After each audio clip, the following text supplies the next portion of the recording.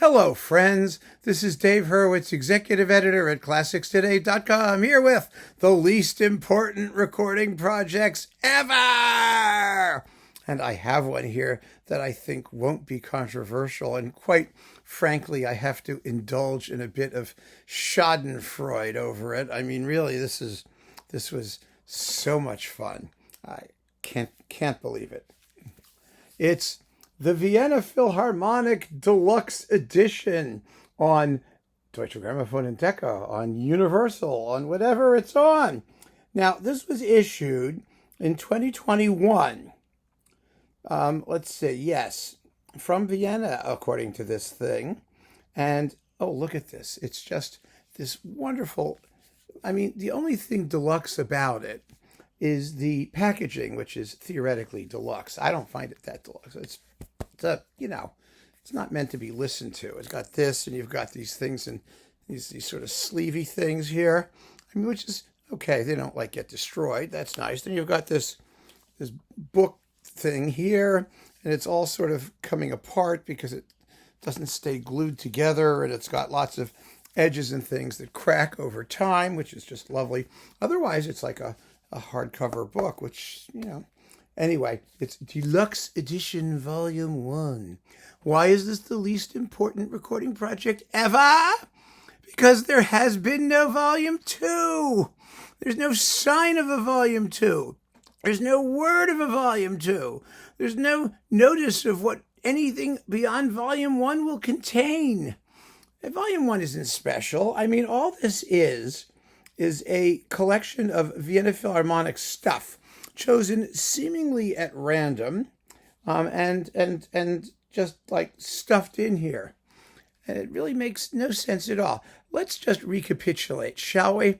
And go over what's in this completely random assortment of stuff that you could get elsewhere or already have, or which is in some other universal box, or is, we get, let's see, Mozart Symphonies 38 and 36 with Muti, Beethoven Piano Concerto No. 1 with Brendel and Rattle, and Symphony No. 7 with Raphael Kubelik, which makes a perfect coupling. I don't know what they slammed those two together.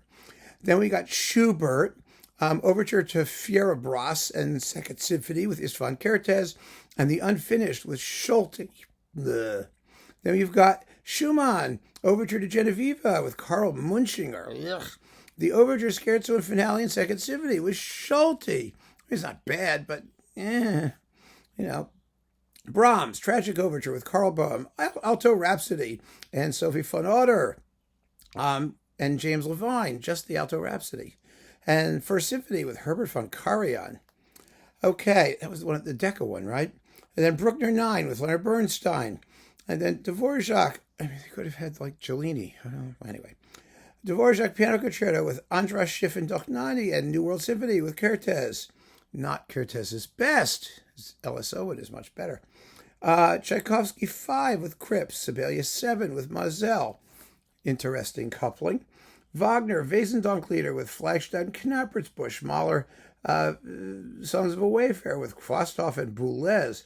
Strauss 4 Last Songs with Della Casa and Böhm. Oh, that's a classic. Schoenberg, A Survivor from Warsaw with Abbado. The Lulu Suite with Dochnani and Anya Cilia. And the Webern Passacaglia and 5 Pieces for Orchestra with Claudio Abbado. Then we've got Wolfgang Riem, Depart, Ligeti, Atmospheres, and Lontano, both with Abbado.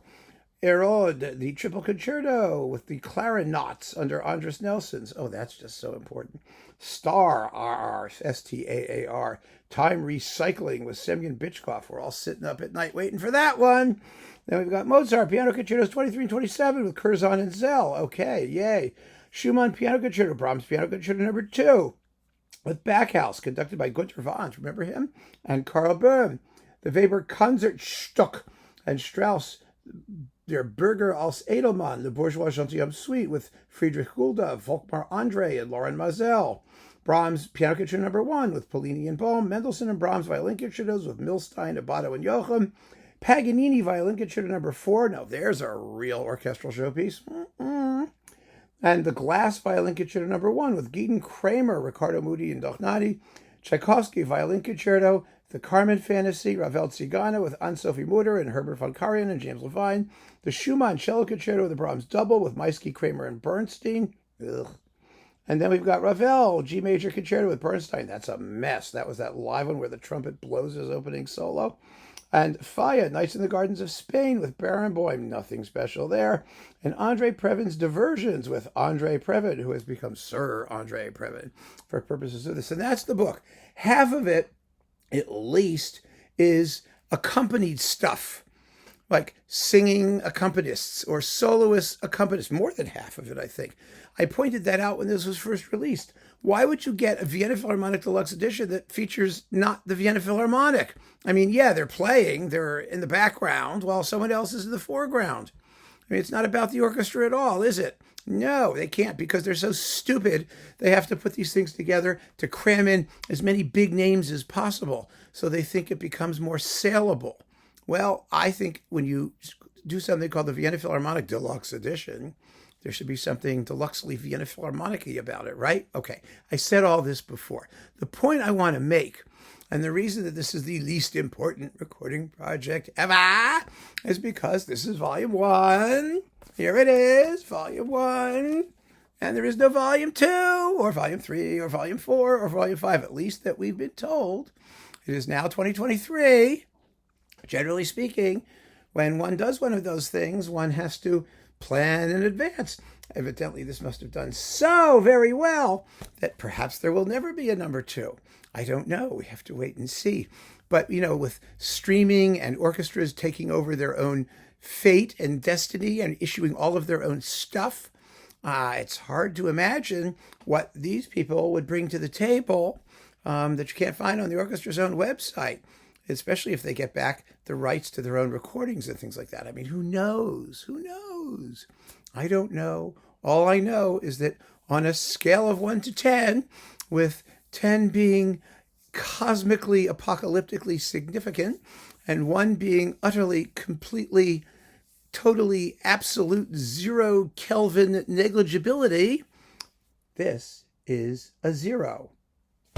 Totally. So keep on listening, friends. Thanks for joining me. Take care.